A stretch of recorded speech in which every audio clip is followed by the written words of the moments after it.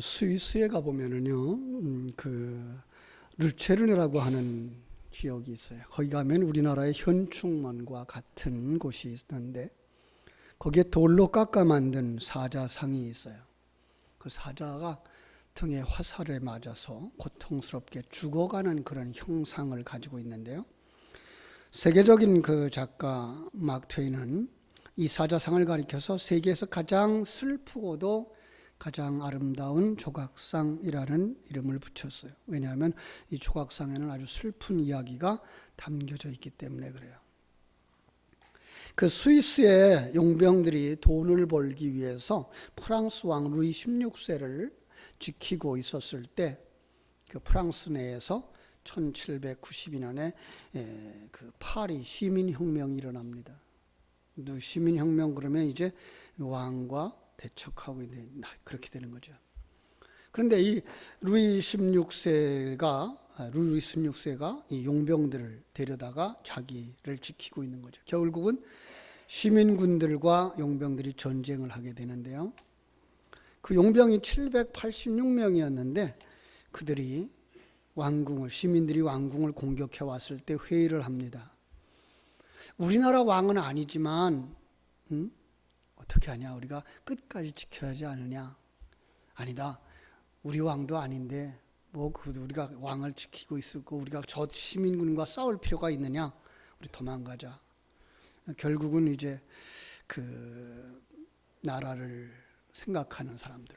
그러면 우리가 스위스의 군인들이 용맹스럽지 못하다고 하는 낙인이 찍혀서 스위스의 영예와 영광이 땅에 떨어진다. 그러니까 우리 스위스의 영광을 위해서 우리가 끝까지 싸우자. 그러고 싸우다가 결국은 거기서 다 죽는 상황이 벌어졌고 그걸 기념한 비석이 바로 사자가 그 화살에 맞아서 처참하게 죽어가는 그림으로 그려져 있는 거죠. 도망칠 수 있었어요. 그런데 개인의 생명보다 조국의 이름, 나라의 영광을 최우선으로 생각하고 그들은 죽음을 택했다라고 하는 아주 존경스러운 이유가 거기에 있는 것이죠. 여러분 그렇습니다. 군인은 어떤 사람들입니까? 나라의 영광을, 나라의 안위를 먼저 생각하는 사람들. 우리 대한민국에도 이런 훌륭한 멋진 군인들이 있었다는 거 우리 기억하죠. 6.25라고 하는 큰 전쟁에서 생명을 내던지며 나라를 구하는 데 목숨을 바쳤던 우리의 어른들, 할아버지들, 그죠? 6.25 기념주를 맞이해서 이런 글을 하나 가져왔습니다. 2013년에 쓴 글인데요. 그분이 이 6.25 기념주일의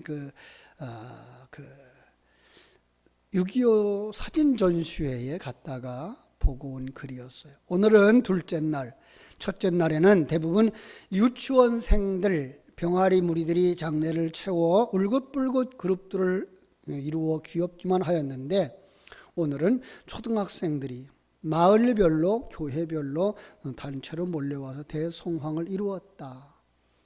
대략 한 500명은 되지 않았을까. 태극기 그리는 곳에 가보았다. 처음 태극기를 그려본 초등학교 3학년. 여학생이 그만 그림을 그리다가 그림이 바뀌었길래 약간의 힌트를 주었더니 엄마가 얼른 스마트폰을 열어서 태극기의 모습을 비춰주며 딸에는 그림을 수정하였다. 애국가를 4절까지 쓰는 곳에서는 애국가를 4절까지 쓰려고 하는 애들이 많지를 않았다. 이 프로그램을 보면서 4절까지 암송해서 암기해서 쓰라고 하기보다는 한 번쯤 베껴보라고 하는 것도 괜찮을 것 같았다. 누가 전쟁을 일으켰느냐라고 하는 질문 앞에 그들은 우리는 아직 안 배웠어요. 6.25에 대해서 배우지 않았대요. 초등학교 4학년이나 됐는데도 남침이라고 하는 이야기, 북침이라고 하는 이야기를 들어본 적이 있느냐? 우리 아직 공부 안 했어요. 다음에는 배우겠죠. 초등학생들의 얘기예요. 영상실에서 한국 전쟁에 관한 동영상을 보고 나왔다며 전쟁의 참상에 온몸이 굳어졌고 비참한 장면은 치를 떨었다고 하면서 그 소감을 써보라고 권유하는 내게 32페이지의 글을 써주었다. 대단했어요, 그 학생은. 그죠? 한 민족이 이렇게 갈라지다니 마음이 아파요. 몸 바쳐 나라를 지킨 분들, 그들의 명복을 빌며 다시 한번 전쟁의 의미를 생각해 봤어요. 우리 국기가 하나가 될 때까지 우리는 힘써야 할 거예요. 이런 이야기였어요. 오늘날 6.25가 그냥 잊혀져 가는, 과거에 있었던 일이야 라고 잊혀져 가는, 아니요, 우리는 지금 6.25의 그 결과로 남북이 지금 갈라져 있는 상황인데 불구하고 우리는 잊어버리고 있어요. 그런가 하면 우리와 적대 관계에 있었던 저 공산당이라고 하는 부분에 대해서 우리가 너무나 이제는 잊어져 가고 있어요. 오늘 6.25 기념주의를 통해서 정말 이 나라를 사랑하는 게 무엇일까? 왜 공산주의자들과 민주주의자들은 이렇게 대척점에 서 있어야 될 수 있을까? 이 땅에 살아가고 있는 대한민국 백성은 무엇을 위해서 지금 우리는 살아야 될까? 다시 한번 묵상할 수 있는 그런 시간이 되었으면 좋겠습니다. 또 하나, 그런 면에서 오늘 우리가 하나님의 백성으로 살고 있는 이 시대에 우리는 하나님의 백성들이 왜 타락했으며 왜 죄악 가운데서 그대로 죽어 지옥에 떨어지고 있는가를 생각해 봐야 됩니다. 오늘 성도들이라고 하는 사람들이 지금 영적 전쟁의 대상이 누군지 잊어버리고 살아가고 있는 시대는 아닐까? 한 국가의 일원으로서의 한 사람 나를 생각하고 누가 애국자인가를 묵상하면서 또 하나님의 백성으로서 무엇이 하나님의 영광을 위한 삶인가, 그리고 우리를 넘어지게 하고 쓰러지게 하는 사단은 어떤 모양으로 우리에게 다가오는가 점검하면서 오늘 말씀 그대로 당신의 삶은 하나님의 영광이 되는가, 하나님께 영광이 되는가 하는 부분을 같이 묵상했으면 좋겠습니다. 주님은 이 땅에 오셔서 영혼을 구원하는 일을 하셨죠. 질병을 고치는 일을 하셨어요. 각종 기적을 행하시면서 가장 큰 관심 무엇이었을까요? 하나님께 영광을 돌리는 것이었습니다. 그래서 요한복음에도 보면은요, 주님의 병든 자를 고치면서 내가 믿으면 하나님의 영광을 보리라, 하나님의 영광을 먼저 생각했어요. 또 이 병은 죽을 병이 아니라 하나님의 영광을 위함이요 하나님의 아들로 말미암아 영광을 받게 하려 하심이니라 라는 말씀을 하고 있습니다. 병을 고치든 기적을 행하든 사람들을 가르치든 항상 주님의 마음엔 무엇이 있었어요? 하나님께 영광을. 그죠? 그 이유가 무엇이에요? 주님은 하나님의 영광을 위하여 살아가는 삶이 그의 삶의 제일 목적이었기 때문에 그렇습니다. 사람의 제일 목적, 그러면 얼른 떠오르는 게 있죠. 그죠? 소요리 문답 첫 번째, 사람의 제일 되는 목적이 무엇이냐? 사람의 제일 되는 목적이 뭐예요? 하나님을 영화롭게 하는 것과 그것을 영원토록 즐거워하는 것이라고 말씀하고 있습니다. 간단한 말은 하나님께 영광 돌리는 삶, 그렇습니다. 영광이라는 말 자체가 하나님의 하나님 되심이라고 말씀을 했어요. 그리고 그 영광은 이제 발산적 영광, 자체적 영광, 그리고 반사적 영광으로 드러난다고 했어요. 하나님은 태양과 같이 그 자체가 영광이신 거죠. 그 자체가 영광스러운 걸로 그냥 존재하는 게 아니라 우리들을 통해서 하나님의 하나님 되심을 인정받기 위해서 하나님은 그 영광을 흘려보내주시는 거죠. 그 흘려보내주신 영광을 받은 자들이 이제 그 빛을 반사해낼 때 그게 뭐예요? 영광 돌리는 삶, 이렇게 말씀하고 있는 거예요. 우리는 바로 그 삶을 위하여서 만들어졌어요. 그래서 하나님의 사람은 하나님의 영광을 위하여 만들어졌다. 하나님의 영광을 위하여 창조되었으며 하나님의 은혜로 죄 용서를 받았으며 하나님의 은총을 나타내면서 살아가게 되어져 있는 거죠.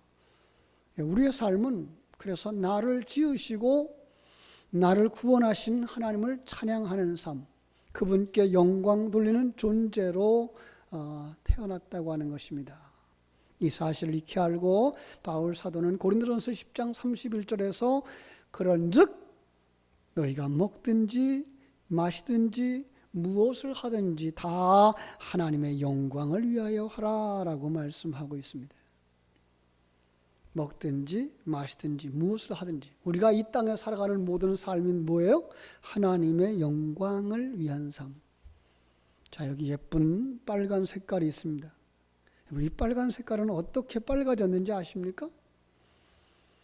만약에 빛이 하나도 없다면 빨간 색깔과 녹색이 구분이 될까요? 안 될까요? 구분이 안 됩니다. 그런데 태양빛이라고 하는, 전기빛이라고 하는 그 빛 속에 각양의 색깔이 있어요. 그런데 그 각양의 색깔이 비춰질 때 이 빨간색을 반사해낼 수 있어서 빨간색이 되어진 거죠. 바로 이와 같은 것입니다. 하나님께서 하나님 되심을 우리에게 발산해낼 때에 우리는 우리 속에 있는 우리의 속성을 가지고 반사해내는 것, 우리 속에 있는 하나님의 생명을 반사해내는 것, 그것이 뭐예요? 하나님께 영광 돌리는 삶이라고 말씀하는 거예요. 그렇습니다. 그래서 바울 사도가 말한 것처럼 먹든지 마시든지 무엇을 하든지 하나님의 존재에 대한 인식을 하고 그 하나님의 영광을 드러내는 삶을 살아야 되는 거죠. 그래서 많은 사람들이 그렇게 얘기하죠. 살아도 주를 위하여 살고 죽어도 주를 위하여 산다. 그렇죠? 생각하는 것도 주의 영광을 위해서, 어떤 일을 결정하는 것도 주님의 영광을 위해서, 말하는 것도 주님의 영광을 위해서, 그죠? 오직 나를 구원하시고 나를 영생으로 인도하시는 그 하나님의 영광을 드러내는 삶, 이게 성도의 삶이라고 말씀하는 것입니다. 하나님은 우리가 하나님의 영광을 위하여 살아가기를 원하시는 줄로 믿습니다. 그래서 모든 순간 우리는 하나님의 영광, 어떻게 하는 것이 하나님의 영광이 될까? 이렇게 말하면 하나님께 영광이 될까? 이렇게 행동하면 하나님께 영광이 될까? 생각하면서 살아가야 되는 거죠. 이걸 찬송가 작사자는 이렇게 찬양을 했죠. 이제 내가 살아도 주 위에 살고 이제 내가 죽어도 주 위에 죽네. 이제 내가 살아도 주 위에 살고 이제 내가 죽어도 주 위에 죽네. 하늘 영광 보여주며 나로라 하네. 할렐루야 찬송하며 주께 갑니다. 그러므로 사나 죽으나 우리는 주님의 것이고 사나 죽으나 날 위해 피 흘리신 내 주님의 것이라고 고백하는 것입니다. 그런데 안타깝게도 많은 사람들이 그렇게 살지 못하고 있는 것입니다. 요한복음 5장 44절에서 우리 주님은 이렇게 말씀하죠. 너희가 서로 영광을 취하고 유일하신 하나님께로부터 오는 영광은 구하지 아니하니 어찌 나를 믿을 수 있느냐? 무슨 말입니까? 사람들이 하나님께 영광을 돌리지 않고 하나님의 영광을 생각하지 않지. 누구만 생각한다는 거예요? 자기의 생각에, 자기만을 생각한다는 거예요. 하나님의 영광을 위하여 창조되었는데 하나님께 영광을 돌리지 못하는 인생, 오히려 그 하나님의 영광을 자기가 취해간다는 거예요. 그것을 저주라고 말씀하는 것입니다. 여러분, 오늘 본문은 우리가 이 땅에 살아가면서 하나님의 영광을 어떻게 살아야 하는지를 보여줍니다. 그렇죠? 바울이 복음을 전하다가 몸이 불구인 사람을 고쳐주었습니다. 자, 엄청난 역사죠. 환자는 엄청난 고통에서 해방되어졌습니다. 이 광경을 보고 사람들이 깜짝 놀라 신이 인간의 모습을 입고 내려왔다라고 말하면서 바울 일행을 섬기려고, 신으로 섬기려고 이렇게 다가옵니다. 이게 참 그때 바울이 말합니다. 여러분, 나는 신이 아닙니다. 나는 당신들과 똑같은 사람입니다. 참 겸손한 부분이죠. 혹시라도 여기서 정신이 어떻게 돼가지고 내가 신인가 보다 하면 어떻게 돼요? 교주가 되는 거죠. 참 대한민국만큼 교주들이 많은 나라가 없다 그래요. 자기들이 다 신이나 된 줄 알고 자기가 다 구세주라고 생각하는,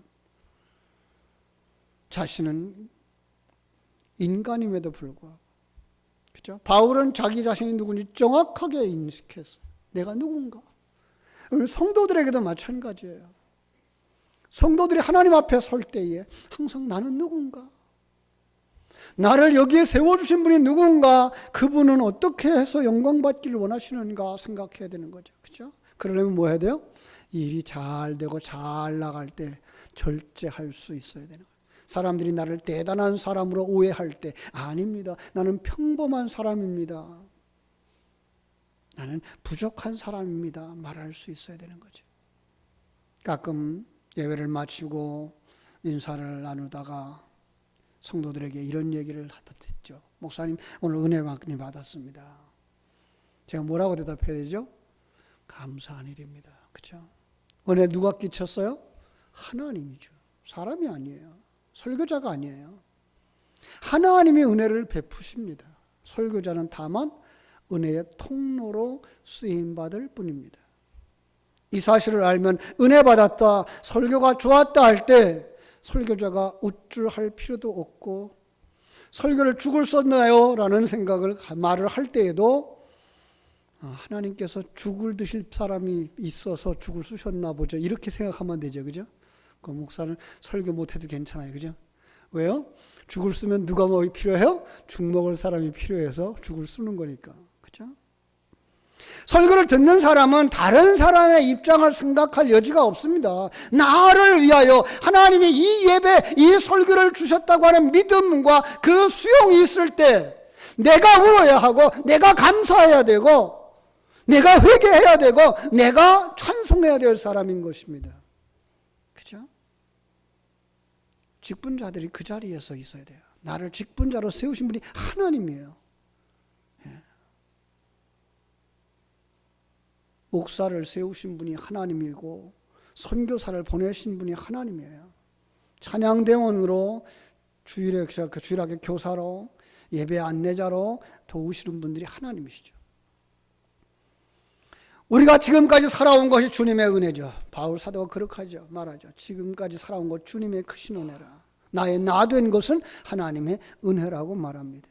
여러분, 자기 분수를 아는 절제하는 믿음, 그게 뭐예요? 하나님께 영광 돌릴 수 있는 사람인 줄로 믿습니다.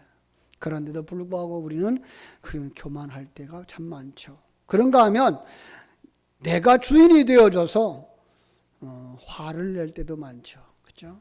욕심이 생길 때도 있고요. 화낼 때도 있고요. 그런데 그때 필요한 게 뭐예요? 절제. 그렇죠? 하나님의 영광을 위한 삶 가운데 가장 소중한 것, 절제. 죄를 짓고 싶을 때도 있죠. 죄의 유혹을 받을 때도 있죠. 그때 어떻게 해야 돼요? 절제. 삶이 힘들어 포기하고 싶을 때에도 우리는 절제해야 됩니다. 그래야 하나님의 영광을 받습니다. 이스라엘 백성들이 광야에서 얼마나 자주 패역했는지 몰라요. 하나님을 배반했어요. 하나님을 거부했어요. 얼마나 믿음 없는 말을 함부로 했는지 몰라요. 그때마다 하나님은 영광을 가려웠어요. 그런데 모세는 참으며 기도하며 하나님을 의지했습니다. 만약에 모세가 거기서 성질을 부렸다면 출애굽이라고 하는 전체 일이 망가졌겠죠. 그렇죠? 모세가 힘들다고 그 자리에서 팽개치고 도망가 버렸다면 이스라엘 백성들은 광야에서 전부 몰살하고 말았을지도 몰라요. 모세가 참고 또 참았기에 하나님의 영광이 이스라엘 백성들이 거하는 구름 기둥 가운데 머물렀고 성막 가운데 나타났고 하나님의 영광은 모세를 지지하는 하나님의 은총으로 나타납니다. 결국 모세는 분노할 수 있는 상황에서 끊임없이 절제하며 또 절제하였기에 하나님의 영광이 그와 이스라엘 백성들 위에 머물렀던 줄로 믿습니다. 이 절제가 예배하는 우리 모든 성도들에게 있게 되기를 주님의 이름으로 축원합니다. 예수님은 십자가 위에서 죽음의 공포와 두려움이 밀려왔지만 하나님의 영광을 위하여서 십자가의 고통을 견뎌내며 십자가의 죽음의 길을 묵묵히 갔습니다. 그 결과 그죠? 부활의 승리를 얻으며 하나님의 영광을 드러냈습니다. 만약에 예수님이 내가 능력이 없는 줄 알아? 십자가에서 뛰어내려왔으면 어떻게 됐을까요? 십자가에서 내려와서 자기를 못질하고 창질하는 그 로마 군병들을 다 쳐부수었으면 예수님은 멋있게 이겼다라고 말할지 모르지만 구속사는 완성되지 못했을 거예요. 그래서 예수님은 그 속에서 고통스러운 십자가의 죽음을 당하면서도 절제했던 것이죠. 그 결과 부활의 승리를 얻으셨고 그 결과 하나님의 영광의 길이 열렸던 것입니다. 우리는 가끔 믿음 없는 말을 할 때가 있어요. 하나님의 영광을 가리는 것을 서슴없이 할 때가 있어요. 가끔 우리 집사님들이 자기의 부족함을 어떻게 표현한다고요? 잡사래요. 여러분 그러면 안 돼요.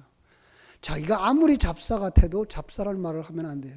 그 집사의 직분은 누가 주셨기 때문에? 하나님이 주셨기 때문이죠. 그죠? 절제해야 됩니다. 바울은 예수님을 믿고 성령을 받았고 그 후에 절제력이 생겼어요. 전도하다가 붙들려서 모진 고문을 당할 때에도 죽고 싶은 마음이 들 때에도 절제하였고 전도를 포기하고 싶은 마음이 들 때에도 절제하였고 같은 신앙 동료들에게 오해를 받을 때에도 그들과 관계를 끊지 않고 절제했어요. 이유가 뭘까요? 하나님의 영광을 가리지 않기 위하여서, 하나님의 영광을 위하여서. 이런 그의 믿음을 하나님이 귀히 여기시고 아름답게 사용해 주신 줄로 믿습니다. 하나님이 우리에게 주신 것은 두려워하는 마음이 아니요 오직 능력과 사랑과 절제하는 마음이라고 디모데후서 1장 7절을 말씀하고 있습니다. 이기기를 다투는 자마다 모든 일에 절제하나니 그들은 썩을 승리자의 관을 얻고자 하되 우리는 썩지 아니할 것을 얻고자 하노라고 고린도전서 9장 25절을 말씀하고 있습니다. 사랑하는 여러분, 승리의 삶을 원하십니까? 그리고 여러분의 삶을 통해서 하나님의 영광 받으시기를 원하십니까? 나의 약함, 사단의 시험과 유혹, 세상을 이기며 하나님께 영광 나타나기를 원하신다면 절제를 발휘할 수 있는 은혜가 있기를 주님의 이름으로 축원합니다. 삶의 모든 기준을 하나님의 영광을 위한 것으로 만들 때 우리는 하나님께 영광을 돌리게 되는 줄로 믿습니다. 그렇죠? 절제하는 것도 중요하지만 더 적극적인 방법으로 삶의 모든 기준을 하나님의 영광을 위하여 쓰는 것입니다. 오늘 본문에서 바울은 자신을 신으로 세우려고 하는 사람들에게 이렇게 말합니다. 여러분 어찌하여 이런 일을 합니까? 우리도 나도 여러분과 같은 똑같은 사람입니다.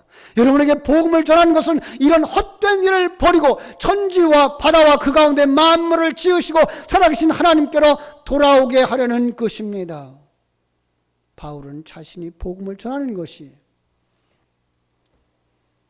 영혼들을 살아계신 하나님께로 돌아오게 하려는 데 있다고 하는 것을 깨달아 알았습니다.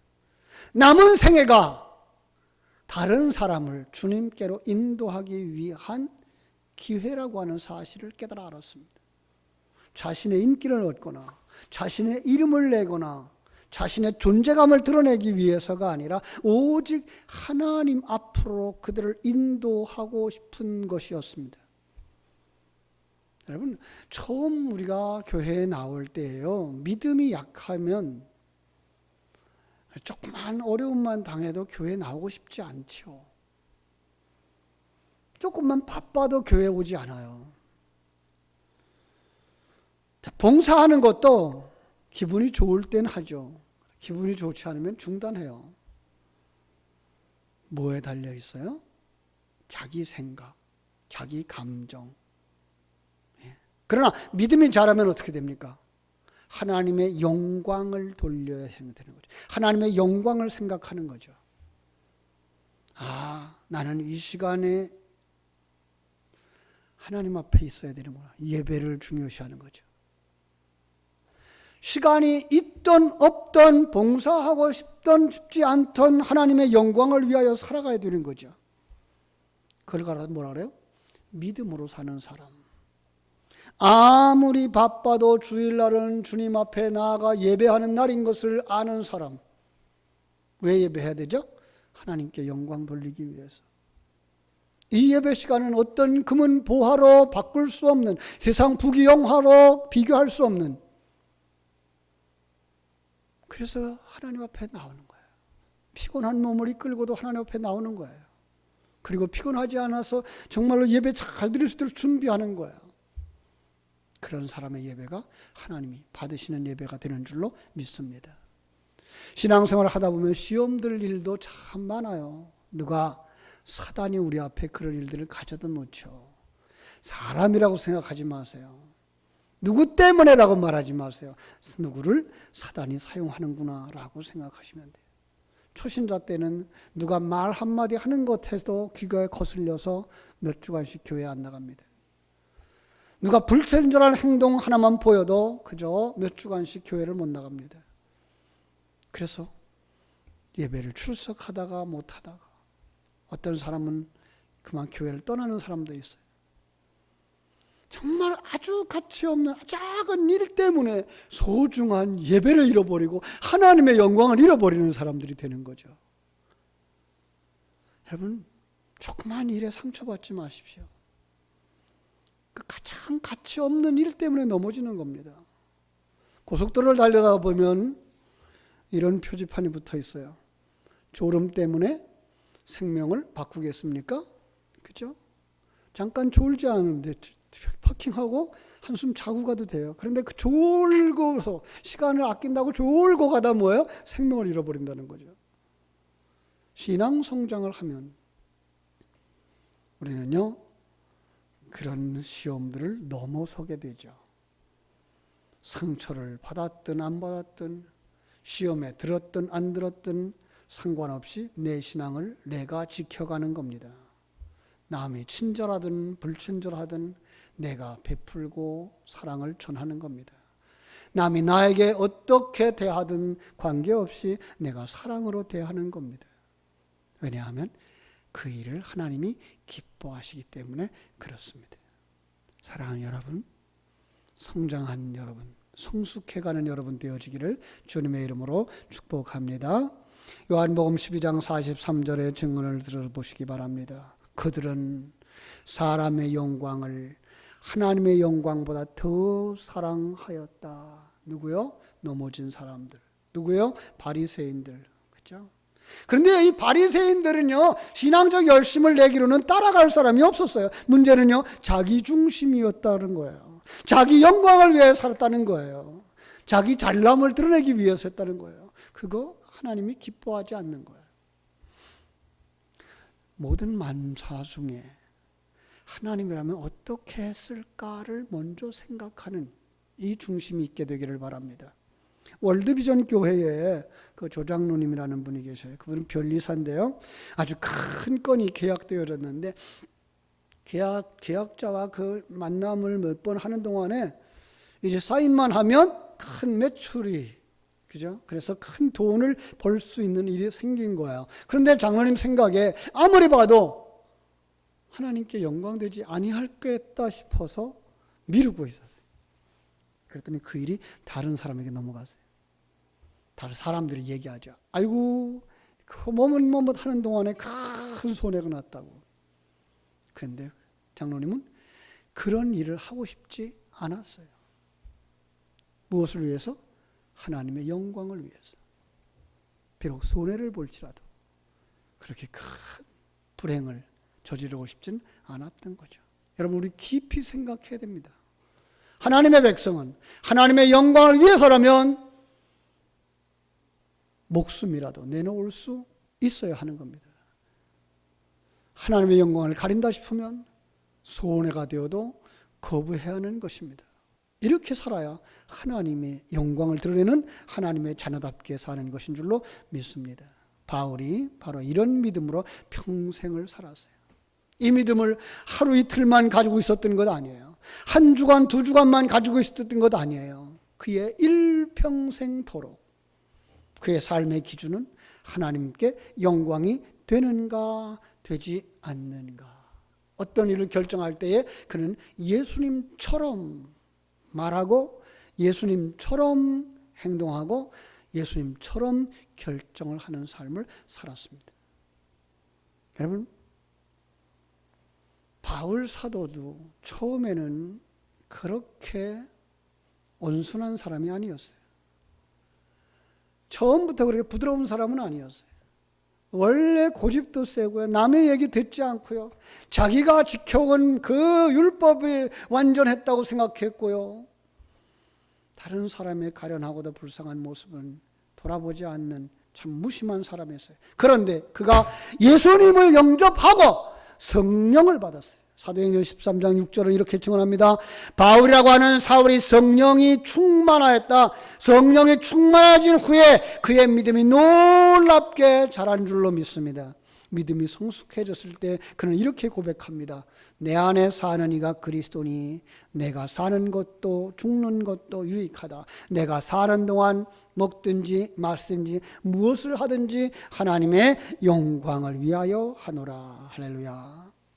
오늘 이 아침 성령의 충만함을 기도하면서 하나님의 영광의 도구로 평생토록 쓰임받아 하나님이 기뻐하는 자로 세움받기를 우리 한번 같이 통성으로 기도하겠습니다. 아버지, 우리 하나님 크신 은혜와 사랑을 감사합니다.